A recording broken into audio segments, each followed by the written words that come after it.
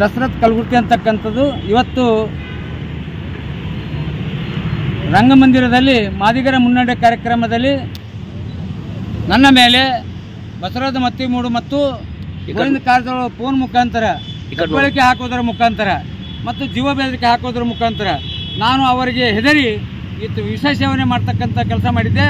ಆದರೆ ನಾನು ಗುಳಿಗೆ ನುಂಗೋದ್ರಿಂದ ಅಸ್ತವ್ಯಸ್ತ ಆಗಿರುವುದರಿಂದ ಒಬ್ಬ ಪೊಲೀಸ್ ಅಧಿಕಾರಿಗಳು ಇವತ್ತು ನನ್ನನ್ನು ಸರ್ಕಾರಿ ಆಸ್ಪತ್ರೆಗೆ ಕರ್ಕೊಂಡೋಗಿ ಅಲ್ಲಿ MLC ಮಾಡಿ ಬಂದ ನಂತರ ನಾನು ಕೊಟ್ಟ ದೂರಂತ ಒಂದು ದೂರು ಕೊಡೋದಕ್ಕೆ ಬ್ರಹ್ಮಪುರ ಪೊಲೀಸ್ ಠಾಣೆಗೆ ಬಂದಾಗ ಸುಮಾರು 6 ಗಂಟೆ ಆಗಿತ್ತು. 6 ಗಂಟೆಯಿಂದ 9:20 ತನಕ ಕೂಡಿಸಿಕೊಂಡು ಒಂದು ನೋಟಿಸ್ ಕೊಟ್ಟಿದ್ದಾರೆ.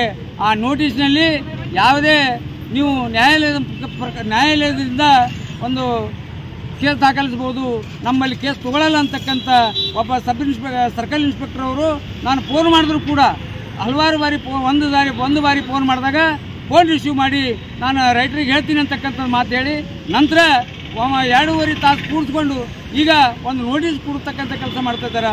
ಇದು ಎಷ್ಟರ ಮಟ್ಟಿಗೆ ಸರಿ ಅಂತಕ್ಕಂಥ ನೋಟಿಸ್ ಕೊಟ್ಟಿದ್ದಾರೆ. ಇದ್ರಾಗ ನೀನು ನ್ಯಾಯಾಲಯಕ್ಕೆ ಹೋಗಿ ಕೇಸ್ ಮಾಡಬೇಕು ಅಂತಕ್ಕಂಥದ್ದು, ನಾನು ನ್ಯಾಯಾಲಯಕ್ಕೆ ಹೋಗಿ ಕೇಸ್ ಮಾಡಬೇಕಾದ್ರೆ ಅದು ಪೊಲೀಸ್ ಸ್ಟೇಷನ್ ಅದಕ್ಕೆ ಇರಬೇಕು ಅಂತಕ್ಕಂಥದ್ದು ನನ್ನ ಪ್ರಶ್ನೆ. ಈಗಾಗಲೇ ಯಾವುದಾದ್ರೂ ಪುಡಾರಿಗಳಿಗೆ ಮತ್ತು ಯಾವುದೋ ಒಂದು ಗಂಡ ಹೆಂಡತಿ ಜಗಳ ಆಡಿದ್ರು ಕೂಡ ಓಣಿಯಲ್ಲಿ ಸಣ್ಣ ಗಲಾಟೆ ಆದರೂ ಕೂಡ ಅವ್ರಿಗೆ ಬರೇ ಒಂದು ಬಂದಿಲ್ಲಿ ಬರೆಸೋದ್ರೆ ಅವ್ರಿಗೆ ಕರೆಸಿ ಅವ್ರಿಗೆ ವಿಚಾರಣೆ ಮಾಡಿ ಅವ್ರ ಬಳಿ ದುಡ್ಡು ತಗೊಂಡು ಅವರಿಗೆ ಇತ್ಯರ್ಥ ಮಾಡ್ತಕ್ಕಂಥದ್ದು ಎಷ್ಟೋ ಉದಾಹರಣೆಗಳಿದ್ದಾವೆ.